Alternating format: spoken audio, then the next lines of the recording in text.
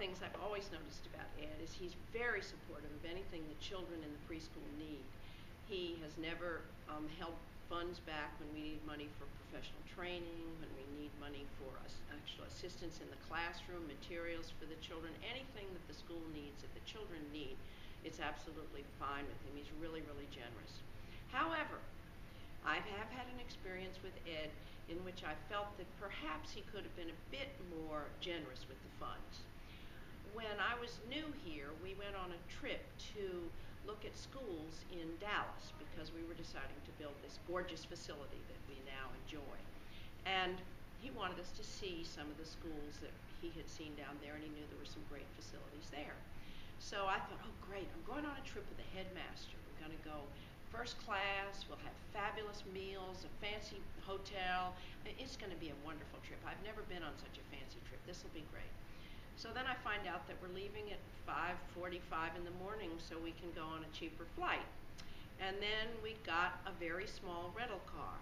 And then we started driving around and we looked at 3 schools and they were wonderful. And every time we looked at one, he said, well, you won't have this here because, you know, we don't have the money that Dallas has. And I'm starting to wonder why we're there. But we continued to go on. And finally, around 1 o'clock, I said, do you think we could have some lunch? And Ed said, well, I thought we'd just stop and get some nabs and a Coke. I'll pull in at a filling station.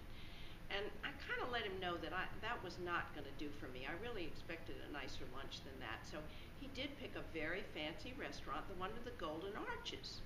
And we had lunch at McDonald's and went on. And actually that night, we actually had dinner at a very nice Tex-Mex place.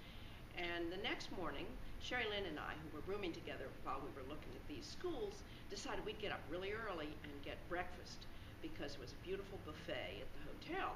So we got up early, we filled our plates, and suddenly Ed appeared in the dining room, and I thought, oh good, he's going to sit and have breakfast with us. Well, he did sit and have breakfast with us, and he ate all the food off my plate.